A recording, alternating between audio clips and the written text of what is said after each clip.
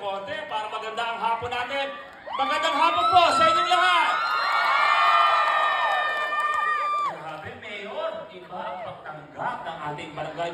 Maraming salamat po mula sa aming pamilya. Pero bago po ang lahat, gusto ko muna batiin siyempre ang isa sa aming kasamahan, simulat sa pool ng aming pamilya nung nagsimula sa serbisyo publiko, Kong Lianda. Maraming salamat sa pagmamahal at suporta na binibigay pa rin sa aming pamilya. At syempre, kung pag-usapan natin si Kong Lianda, kung pagwapuhan ang laban at hindi lang kongreso, ay, panalo ka na.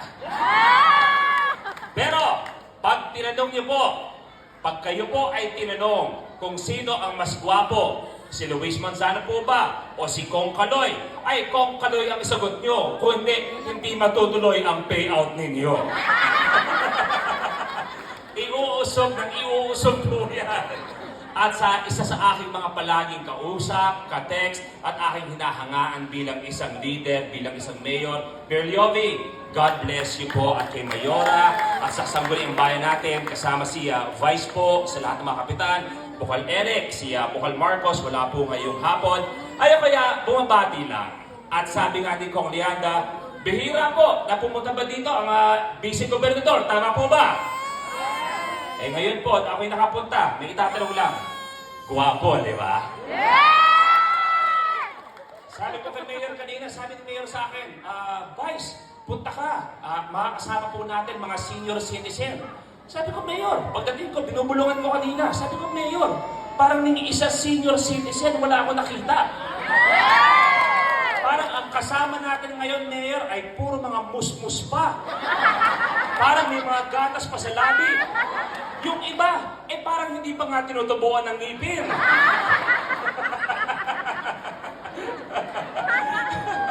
Ako ay pinapangiti ko lamang kayo dahil naniniwala po ako, si Governor Vilma, na kung ako po ay napapatawa ko po ba kayo sa telebisyon?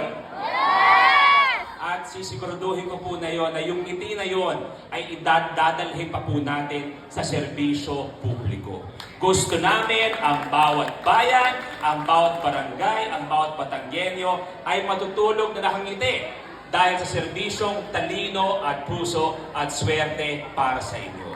At eto po, sabi nga natin medyo Mayor, may konting edad na ang mga tao nandito. Sino po ba ang naabutan dito ang nanay ko bilang gobernador? Taas kamay po. Ang sarap po, di ba? Pag gobernador, si Vilma Santos Recto.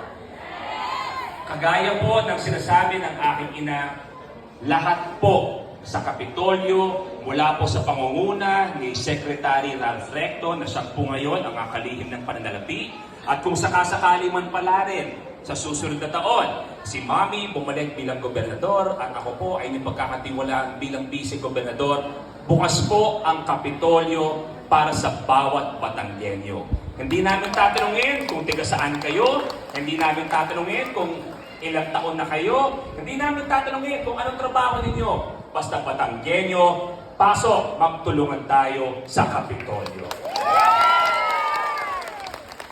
Ang gusto po namin, mula po kay Secretary Ralph Recto, Nay, yung tingin niyo po sa akin, medyo kakaiba po, Nay.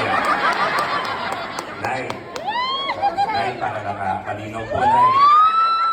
Nay, gusto ko malinaw lang po, Nay. May asawa na po ako. Gusto ko lang po malinaw. Siguro naman po, Nay, kita sa singsing. Mahal ko po ang asawa ko. Kasi si Nanay, nakatingin sa akin, Nanay sa akin. Ngayon, kinakabahan po ako. Baka pwedeng humingi ng konting seguridad sa aking paligid. Ang tingin sa akin ni Nanay ay parang tingin ng langgam sa aso.